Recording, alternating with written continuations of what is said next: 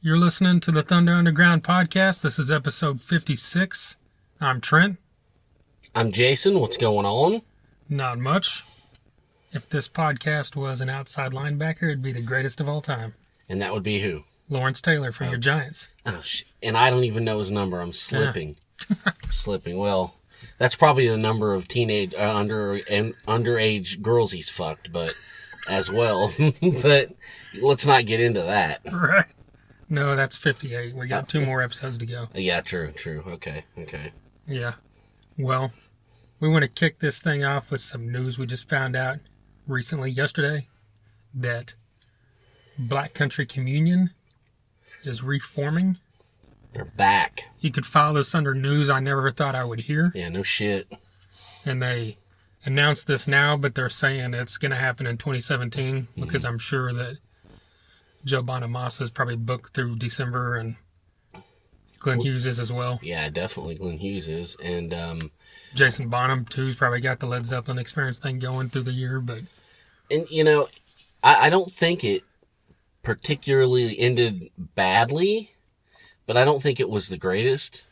Yeah, if I can remember correctly. They had some words, in the press, basically throwing, it was basically Joe Bonamassa and Glenn Hughes going back and forth. I saw some, Glenn Hughes comments a lot when he posts stuff on Facebook and Twitter. Does. And I saw someone saying something about that, like, I didn't think this would happen, hopefully you and Joe are cool, something along those lines. And he responded to it and said, we're all friends. This is all about music. The past is the past, or something like that. That's right. Like he always says, love is the answer. Yeah. Music is the healer. Okay. And that's what's going on right now. And, like I told you earlier, when you told me, I didn't really think anything of it because I saw kind of an ominous tweet earlier. I think it was last night or this morning or something. And, Glenn likes to comment and post a lot of stuff, and he's very positive and he's very, hopeful about everything. So I just kind of thought maybe he was just kind of saying something, thinking out loud, like he'd like to have it back. Oh, yeah. I guess, I don't know, in the craziness of the morning and stuff, I just didn't give it a second look. But, it's great news. I mean, I can only imagine it's going to be amazing. Yeah. Because every fucking thing they put on record was, superb rock and roll. So I know that, this will be no different. Yeah, they put out 3 albums, right? And a live album? Or was it a live DVD? I think both. Yeah. Well, I don't know. They didn't really give details, obviously, but you would think if they're coming back, it's probably to do an album because they were never a heavy touring band. Yes. But they did, they did a lot of touring in Europe and stuff, and you would hope that if they come back around, maybe we'll get more shows in the States. Because I remember their last run, they did like 6 or something. Yeah. Yeah, I think most of their live stuff was in Europe. Yeah. And if this happens and it comes to fruition and there's more stuff in the U.S., we got to try to make it. Yeah, definitely. We have to. And you would think maybe it's one of those things where, like, when bands go away and come back, it's a little better for them, Yeah. reception-wise at least. Oh, yeah, definitely. Because, it's happened a lot. We saw it with Faith No More, it was bigger than they were back when they were together the first time. And, that worked for Twisted Sister, bands like that. You just go away and then you come back and you're bigger than ever. Yeah. I don't expect them to be that big, but I just mean there's a lot of press with, Glenn Hughes getting into the Rock and Roll Hall of Fame. Exactly. Joe Bonamassa's fan base is always growing, and you've got, the people that loved him in the first place, and hopefully people like us telling people we know and talking about it here. It just helps spread the word. Exactly. The time is right, and I think when they busted up before, I remember reading an interview with Joe Bonamassa, and he was just like, he needs to tour and do his thing and just do it to just pound the pavement. And he has done that the last few years, and it's paid off. I mean, amazingly. So I think, he's got his foot in the ground on that deal. He's established. So yeah, the time is right. I think it's cool if he steps away and does this for a while. And the cool thing is, I mean, at least for you, I mean, I like Joe Bonamassa. I'm not like a massive fan, but I saw him live about a year ago and it was unbelievable. Yeah. He's got great music, but he's not someone that I listen to all the time. But like you mentioned the other day, his best stuff, in your opinion, that he ever did was Bloodline and Black Country Communion when he was in a band, I think so. And nothing against his solo stuff or his voice or anything, because, he sings in Black Country Communion and it's amazing. Yeah. But, for me, because, the kind of the time we came up in, which is like right after Stevie Ray Vaughan passed away, and especially in this area, people just really glommed onto the blues and the blues rock thing. And I think that it kind of got a little abused, by a lot of guys. And I just kind of got tired of it. And it was like, dude, if your name's not Stevie Ray Vaughan or Chris Duarte or Ian Moore, I don't care, because you're just copying something. And to me, that came through with Joe Bonamassa. And I know that's not right. I know it's wrong, but my mind is automatically conditioned. When I hear blues rock, I'm like, oh, fuck it. What the hell is this going to be? So I know that I need to open my mind up a little bit more on Joe Bonamassa's stuff. But I dug his bands more, But maybe I need to make a playlist and check it out, Yeah. Well, the good thing is, anything that Glenn Hughes opens his mouth upon, vocal-wise, is phenomenal. That's right. Glenn Hughes could sing for fucking Dying Fetus and it would be amazing. Okay? Yeah. He is the golden god. That's right. Sorry, Robert Plant, I love you too, but Glenn Hughes still has his voice, okay? I don't think Robert Plant's going to be on our podcast, so I could say that. But. And Robert Plant probably won't argue with that either. Right. But so, yeah, just needless to say, we're beyond excited because this is a phenomenal band, underrated, like a lot of the stuff we talk about here. And like you said, hashtag all killer, no filler on all 3 of their albums. Goddamn right. Let's get into this episode right now.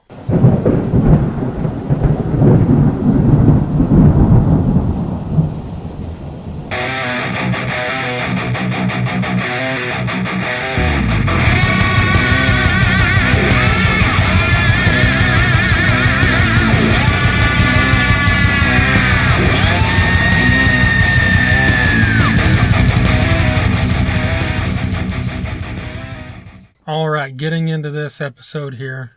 First thing we're going to talk about is the biggest news in the rock world of the past week or past months. It's obvious. Yeah, we got to talk about AC/DC and their announcement, the official announcement that Axl Rose is now the fill-in singer. I assume he's not the permanent singer, but I hope not. You don't know with this kind of stuff. And on the back end of that, we also got an official statement from Brian Johnson. Right.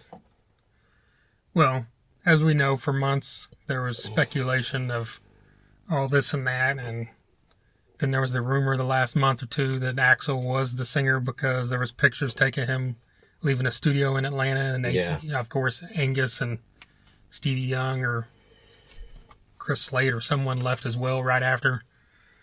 And anyway, AC/DC confirmed it this past Saturday, like a few hours before Guns N' Roses took the stage at Coachella. And then Angus Young showed up on stage, seemingly in a brilliant move to just help promote this news. Exactly. And they played Riff Raff and Whole Lotta Rosie. And they sounded good. Axl sounded good doing it. I'm not going to, Axl's not my favorite singer in the world, but Guns N' Roses is my favorite band in the world. Yeah. So I'm not disappointed with it in the least if it's going to happen. Last time we talked about this several episodes ago, I know you said, please don't do this no matter who it is. Just hang it up. Yeah.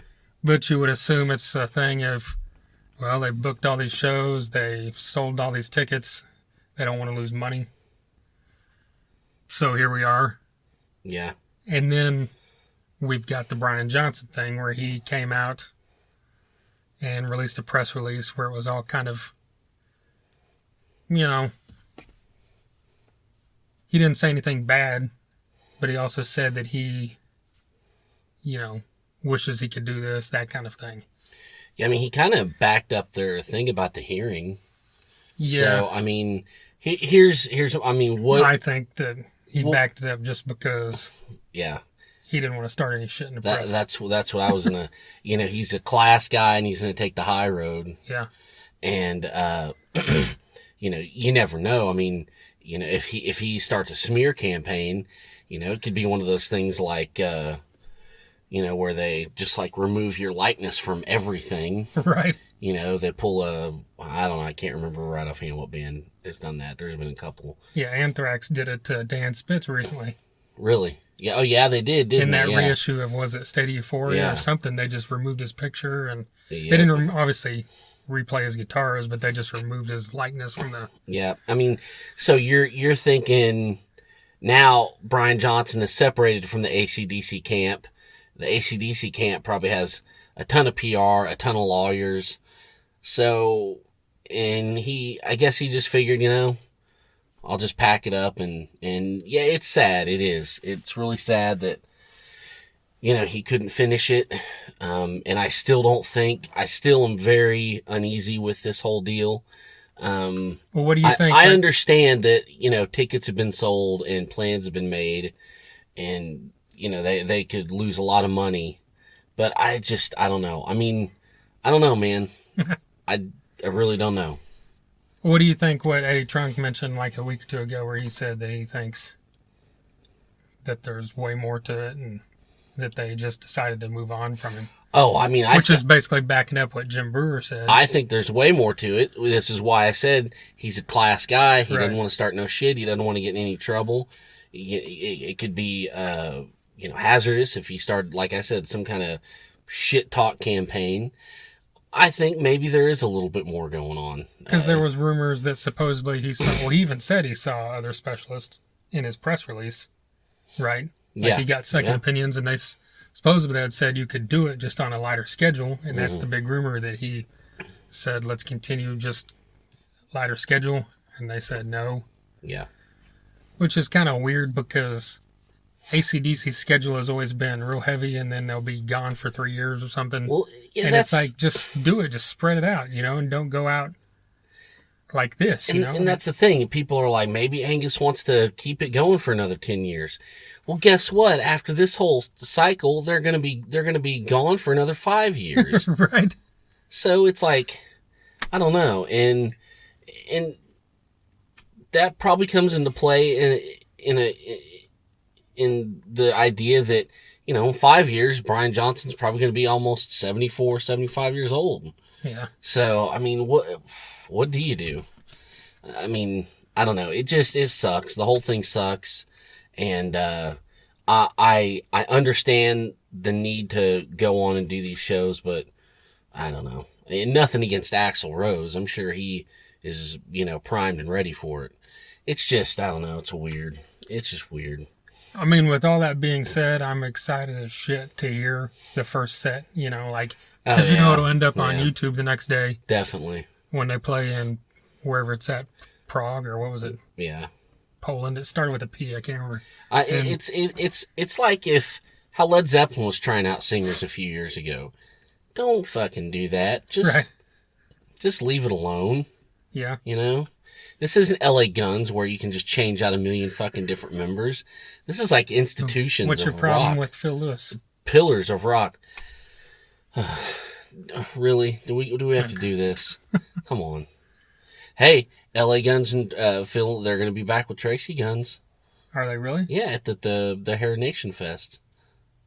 Like they're all reuniting? Well, I don't know. It just says with Phil Lewis and Tracy Guns. Oh, wow. Yep. Well, I saw that they announced a big world tour, like in Europe and America and stuff, but I didn't notice. LA Guns? Yeah. A world tour in Europe? They call it a world tour. It's just a bunch of American and European dates. Oh. But the point is, I didn't see it say that it included all members. Well, the poster for that Hair Nation. Oh, that's cool. But that's tangent number one. Right. But the thing with Axl and AC/DC is, well, I mean, you saw by now, if you even care about this stuff from Coachella, I mean, Axl's been singing Whole Lotta Rosie live for like 15 years, probably. Yeah, we do know that. And that's like his favorite band. Yeah, and Riff Raff, and he's, Guns N' Roses has done a million covers throughout the years, the slower stuff, like Knocking on Heaven's Door, he's covered the Beatles, and they've covered, Paul McCartney, and they've covered Rose Tattoo, Nice Boys. That's like the first thing you ever heard from him as a cover. So it's like, the guy can adapt. And the thing is, his voice obviously has a way wider range than Brian Johnson does. Yeah. So it's kind of interesting to see what they're going to pull out as far as Bon Scott songs. Yeah, I bet they'll change it up a little bit, yeah. You might think maybe this set's going to be more dominant Bon Scott era than it is outside of the obvious Brian Johnson huge mega hits from Back in Black and Thunderstruck and whatnot. Which they'll have to do. But, maybe they'll switch it up a little, and it'll be interesting to hear and see that. How do you think Axl sound on Play Ball? I can't wait to find out. I bet you can't. Well, it's also in that press release, he made some comments about I don't remember, I didn't read it again today to refresh myself, but some comment about playing again in the future, like he's going to continue playing. So you got to wonder, what if Brian Johnson goes out and performs as solo? You never know. You never know what could happen. Like once he gets through this in the next year or something. Yeah. Yeah, it all remains to be seen. That's for sure. Yeah, well, and the only last thing is that you got to wonder, this is a freaking huge schedule for Axl Rose. I know. Who obviously, as we all know, has a history of... Well, here's the thing, is like this is not his band now. He can't do what Well, I just meant the schedule from like now going directly into AC/DC, and as soon as the AC/DC European tour is done, he's going directly into the Guns N' Roses Stadium thing in June. Yep. And then as soon as that's done, not as soon as that's done, but within a month or two after that is the American dates. Yeah.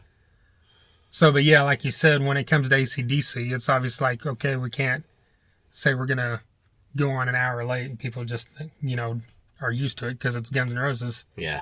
Like exactly. AC/DC is one of those clockwork bands. Well, you have to know that they're such a huge band and such a machine.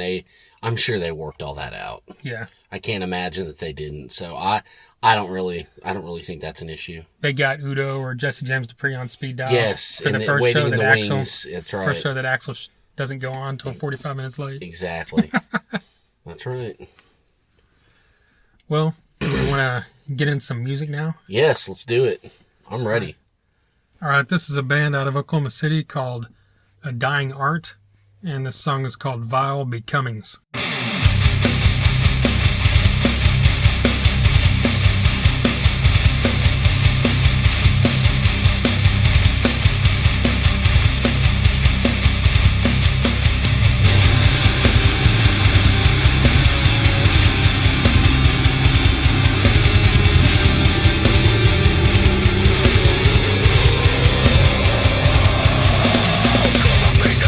Give it to her, don't even swim the blame for grace with no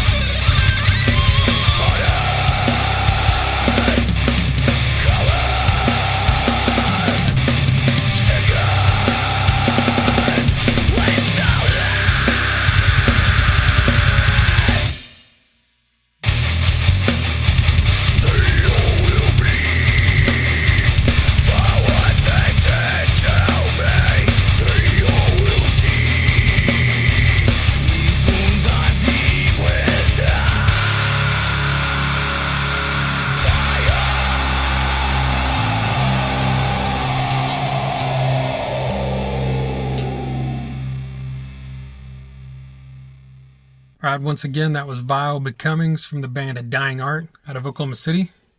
These guys are they're opening for Battlecross tonight. If you're listening to this today, that this album or this podcast drops. That's right. In Oklahoma City at Thunder Alley. We're planning to head up there. Looking forward to seeing these guys. I saw they also opened for Killswitch Engage last week when they played Oklahoma City. Nice. So they're getting the gigs with the badass metal bands. Yeah, you gotta love that. They're it's just a great, in your face, straight up metal jam. It's like, I had a real, it has a Hell Yeah vibe to me, but a little less, obviously Hell Yeah has that kind of southernness and that the vocals are way more metal in this than Chad Gray's vocals are. Yeah. But it's just kind of that feeling, of like the heavier, the early Hell Yeah stuff. And, the vocals are cool. It crosses into a little deathy stuff there at points and everything. It's just a cool song. Yeah, you put this song on, hold on to your ass, Yeah. What I like is, the vocals. He's a screamer, he's a growler, he's got different voices to his voice, shall we say, different attitudes, and he can do it all. It's got a pretty cool Snake Charmer solo, and it's just heavy as fuck. It's a great song. Can't wait to see these guys. Yeah, looking forward to it. Like we said, they're opening for Battlecross at Thunder Alley, April 21st, which is tonight. Catch these guys, whenever else they're playing, if you can't make that show, or if you're listening to this later on. Look them up on Facebook. Just type in A Dying Art. They're on there. They're also on Reverb Nation. This song and a couple other songs are up there as well. Check them out. Definitely. Well, we've also got this brand new album from Ace Frehley that came out last week. That's right. What do you think of it? I like it a lot. Yeah? Yeah? Yeah, this Origins Volume 1, which is all covers. And he's got a lot of special guests on it. And I will say, I was kind of surprised at how much I liked it, actually. Really? Did you not think you were going to like it as much? Well, no, I always knew it. I've always liked his stuff, but I've never been like, I've never just like, holy crap, I love this. You know? Yeah. Even his earlier stuff, his solo stuff, I never loved as much as a lot of people do. Yeah. And, nothing against the songs. I don't know what it is. But this album, all the covers, all of them are great. His voice sounds great. I even like his voice on this better than his earlier stuff. Yeah. It just got more of a heaviness and an edge to it, I think. That's I agree with that big time, yeah. Yeah. I liked his last solo album he did, excuse me. Yeah. And mainly it just sounded so good, and it kind of carries over this. I think we talked about in a previous episode when we heard White Room. Right. How it just had it was so much, it was brighter, had a good punch to it. And I love Spanish Castle Magic with John 5. That was a really cool one. Yeah. And they did a great version of that. Yeah, that's one of the highlights for me as well. Yeah, Wild Thing with Lita Ford. Yeah. What do you think of that? That was badass. Yeah, that was good. That's the thing, like even excluding the ones that have guest guitarists on it, we know Ace Frehley's great, but most people have always pointed out the fact that he's just a kick-ass guitarist that's cool and does his thing. He has a great sound, but no one's ever mistaken him for like a virtuoso or anything. That's right. But there's a lot of ripping solos on this thing, and they all kick ass. Yeah, he even kinda... the stuff that's just him, not with someone. Oh, like, yeah. You know John Five's a virtuoso, but exactly. I'm saying you take off the two songs that he was on. Yeah. Anyway. Well, and, Ace Frehley comes from more of that Jimmy Page type kind of guitar god right style. He's not like a virtuoso, a billion notes a second. But he just, he's got flash and balls and attitude, and kind of what all the stuff that came after it was built upon, So that's kind of where he's coming from. So, and it was cool to, he did Fire and Water with Paul Stanley. That was great, Yeah. To hear them two again. That's the first together. Thing they've done since, was it Psycho Circus? I think so, yeah. Yeah. Supposedly, if he actually played on Psycho Circus. we don't know. Well, he did sing a song at least. We know that. Right. Into the Void. Yes, Yeah. I remember it. But yeah, they cover the Free song. Paul Stanley sounds great. You know, it's just, obviously that song has a total, even more of a Kiss vibe since you got Paul Stanley's voice as well. Yeah. And Parasite with John 5 is also great. It's heavy as hell. Cool. And Cold Gin with Mike McCready. Yeah. Is really cool. I mean, I obviously was going to think that because that's one of my favorite Kiss songs. I know. That's one of the best Kiss songs. And if you're not a follower of Pearl Jam, if you like stuff that's heavier, you need to know that Mike McCready is a badass. Yeah, and he's real big on the heavy music. He's a big Motorhead fan. Yeah. That kind of thing, yeah. Yeah. He's into this stuff, yeah, and it shows. And, you know, there's several songs where it's just ace. Magic Carpet Ride's cool. Emerald with Slash is great, because Slash is always definitely bringing the tone, right? And like you said, Spanish Casual Magic is probably the highlight overall, I would think. Yeah, that was such a joy to listen to. It's like, again, kind of like White Room. It's just got this big punch and this brightness. It's freaking awesome. And tangent number 2, we mentioned Cold Gin. Yeah. We were fortunate enough to see one of the greatest versions of Cold Gin ever. That's right. Good one, Trent. Good one. Tell him. What year was this, like 99? I think it was like 97, 98. It was during Anthrax's cycle for Volume 8. Which I know would have that been much. 98 or 99. Yeah, probably. Yeah, you're right. Yeah, they played Trees in Dallas, and we drove down there, and Anthrax brought out Dimebag and Vinnie Paul. To do Cold Gin. Cold Gin. I think they played a second song, too. But it's been so long, dude. But I remember that for sure. Oh, yeah, I'll never forget that. That was amazing. I mean, I couldn't believe I was in the fucking room for that, dude. Right. That was great. Well, what do we got? I've got something. Okay. A little randomness for you. I think that I forwarded you something about this yesterday or something, but I figured, we should talk about it. Thin Lizzy is doing some dates again. Yeah. And this time around joining them is none other than Tom Hamilton from Aerosmith. Right. And Scott Travis from Judas Priest, joining, Damon Johnson and Ricky Warwick and Scott Gorham. Yeah. I mean, that's crazy. Yeah, this is just like an I was like, where the fuck did that come from? Right. That's insane. And, good for Tom Hamilton, because what the fuck, Aerosmith aren't going to do anything, because Steven Tyler's trying to be a country star. Right. And, Judas Priest is on a little bit of a break, so why not, Yeah, I mean, that's just like an amazing super group. Yeah. Yeah, I mean, that group should do their own original shit. Yeah. And you got to think, Scott Travis, the drummer for Judas Priest, Machine Gun, double bass. He's got to think, when did I ever think I was going to be in a band with Tom Hamilton? Yeah. But it's awesome. Yeah.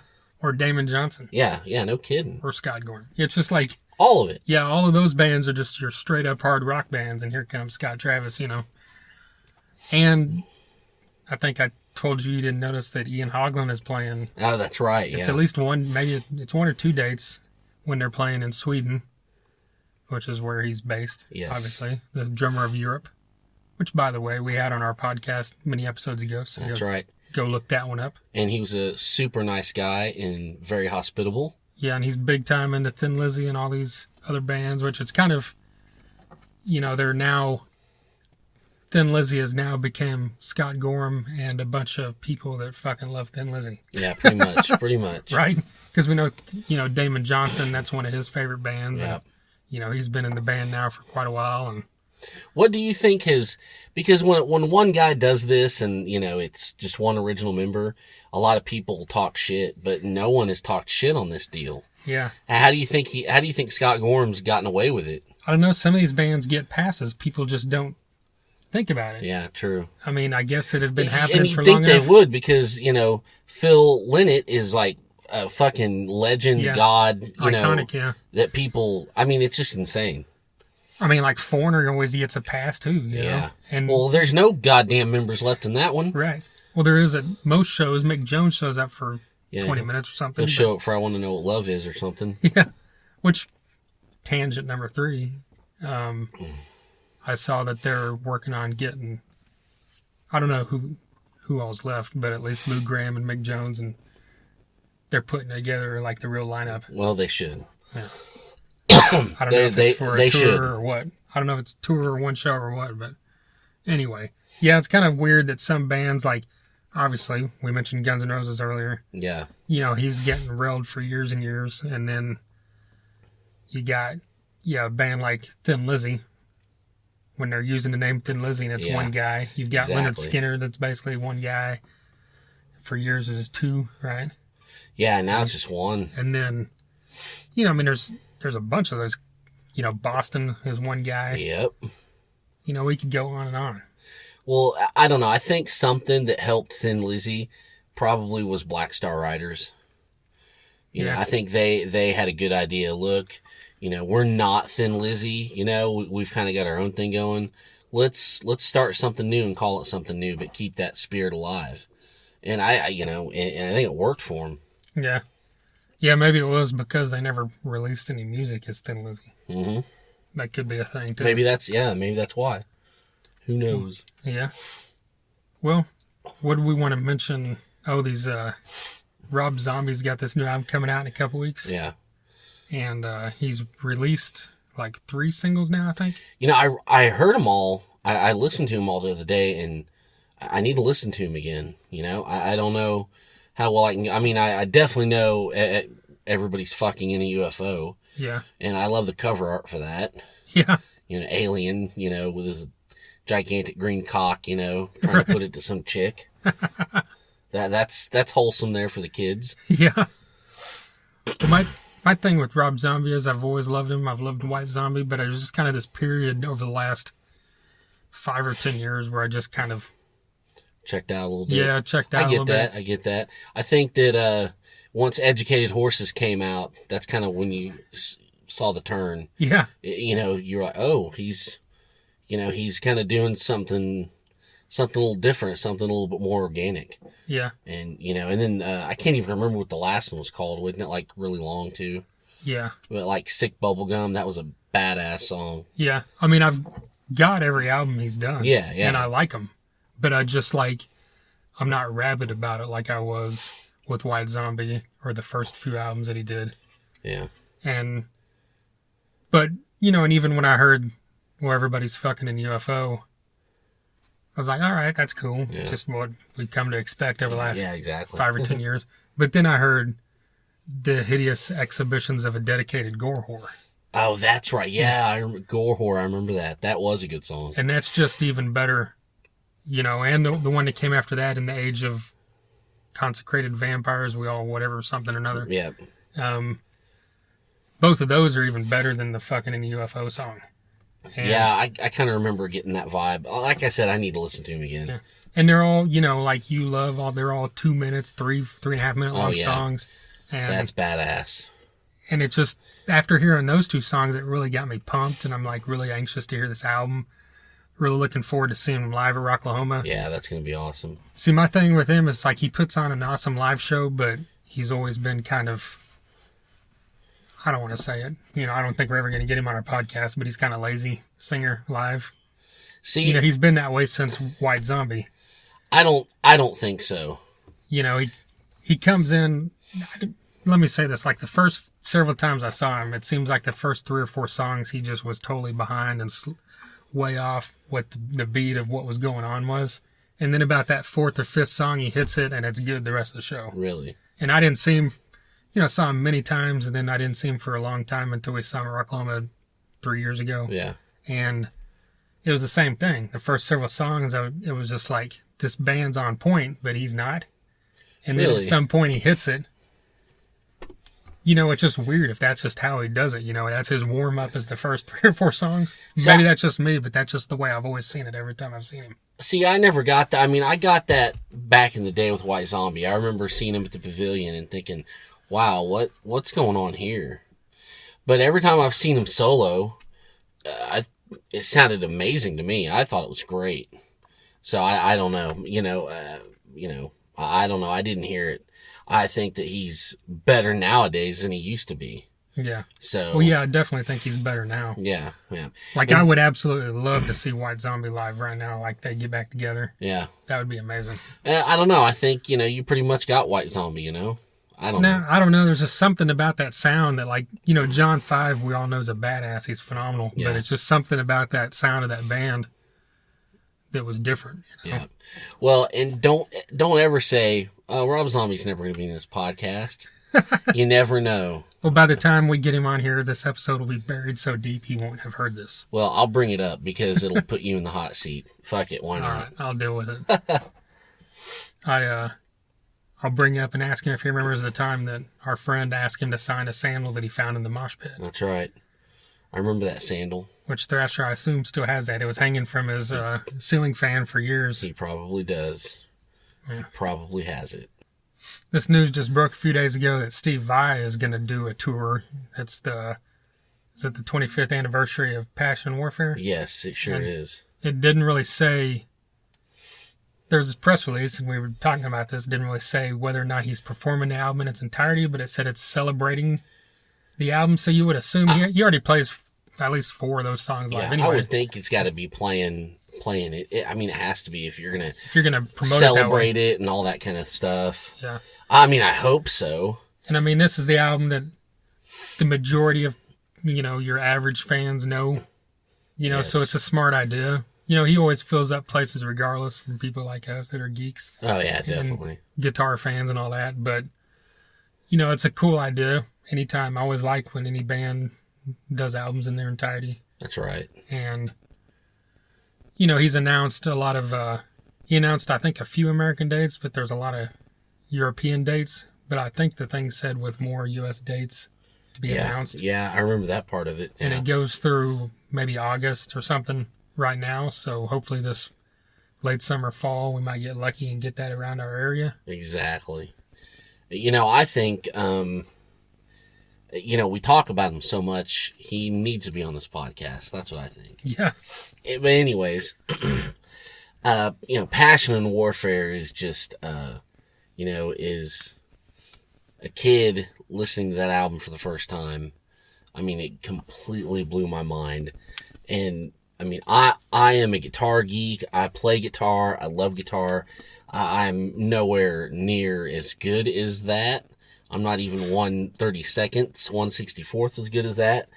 But I mean, it was still such an inspiring album, and it had sounds on there I'd never heard in my life. So for a young, 25 years ago, how old? I don't know, 12, 14, I don't know. I mean, to put my headphones in, I remember I was laying on the couch in the living room with my headphones in, listening to this album for the first time, and I couldn't believe it. I mean, it just blew me away. So, I mean, this is a very important album for me. Love Steve Vai, so I kind of do hope he does the whole thing in its entirety. I would watch the fuck out of that concert. Yeah. Well, for me, it wasn't even, I wasn't a guitarist, and it's the album that kind of got me paying attention to that kind of thing. And that's something right there. I mean, for a somebody that doesn't play guitar, to hear that and go, holy shit, and for that to mean so much to him, that tells you how good this guy is and how it's not just, sounds, it's like a connection, that's like, otherworldly in a way. Well, we talked about him in detail on a podcast a few episodes ago when we were talking about the Generation Axe thing. Yeah. And, we talked about that, and I mentioned I think this is probably the album that helped all guitarists in the mainstream level. Yeah. Like, just right. Instrumental guitarists. Yeah. And because that's kind of the first one that was with the audience is listening and everything, that was a radio hit. Yeah. I don't know, Summer Song by Satriani might have been a radio hit before that. I don't know when that came out, but... Well, that was after Passion and Warfare. Oh, was it? Okay. Yeah. Well, there you go. I think it's the album that kind of put those guys more into mainstream than just the rock geek, area. Yeah, exactly. And so, yeah, I mean, I hope this comes to Dallas or something in our area. Yeah. And that's another tangent. I could go off on, 35 minutes on just Joe Satriani's Extremist album. Don't threaten me because I'll do it. Okay, we'll save that for episode 156. Okay. I like it. Well, did you see also in the press release, it said they're doing some G3 dates this summer? Yeah, with... they're all like in Italy or something. Yeah. Joe Satriani, Steve Vai, and the Aristocrats. Yeah. Which, I mean, they've been here twice, and the Aristocrats, and we haven't went and seen them. I don't know what our problem is. Right. So, that's Guthrie Govan, Brian Beller, Marco Miniman. It's all those kind of instrumental prodigy rock guys, and it's amazing. I wonder, are they going to be the band for the whole thing? They could be, because... That would make sense. Because Miniman and Beller play for Joe Satriani anyways. Oh, do they? So they probably are. Oh, well then, yeah, that makes total sense. Yep. And we were just on that same episode where we talked about Vi. We mentioned that it's kind of sucks they haven't done G3 in a while. And look what happens. Yeah. But still, it's halfway around the world. I know. So. Bring it to the States. Yeah. That was cool back in the day when they do those full-on U.S. tours with that thing. I know. But we never got to see them. I never got to go to one. The one I always wanted to see was, Satriani, Vi, and Eric Johnson. Oh, yeah. That would have been the granddaddy of them for sure. Right. Are we good on this episode? We got anything else we want to say? I don't know. I think we're good. We covered a lot of stuff. Yeah. Always want to mention to go to www.thethunderunderground.com. Everything's there. All the episodes are on soundcloud.com/thunder-underground. They're all also embedded on the website in the podcast section. We've got stuff from Crowbar and Warrant, Miss May I. We just did one with I Apollo, an upcoming metalcore band out of Ohio. That's right. We've got, like we said, Ian Haugland from Europe, the guitarist from The Sword, Sid Falk, formerly of Overkill. Kyle from Battlecross. Yes, which we mentioned earlier. That's Gonna right. see them live. We got some local stuff like Severmind, Driver, Oklahoma Braze. We got all kinds of stuff. Yeah. And, of course, more coming. We've got an episode coming this next week with William Fish, who is the former drummer of Framing the Red. That's right.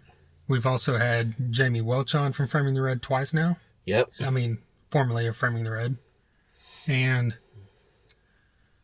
we've got a ton of stuff coming. That's right. And also, we have recently made our first step into merchandising. That's right. Let's talk about that for a minute. Yeah, we have koozies. That's right. So just hit us up on Facebook, or our email is thethunderunderground@gmail.com to grab one of those from us. They're only $2. That's right. You can keep your beers or your Cherry RC Cola cold this summer. Yes, Cherry RC Cola. Man, that sounds good right now. It does. Yeah, and mention thethunderunderground@gmail.com. That's also where you send your music if you want us to play it. Send us any suggestions or comments or anything at all. Send it there. Also on Facebook and Instagram is The Thunder Underground. YouTube is The Thunder Underground. Twitter is THNDRUNDR Ground. Periscope is Thunder Underground. And once again, SoundCloud is soundcloud.com/thunder-underground. Hell yes. All right. Well, until next time. See ya. Thunder Underground, y'all.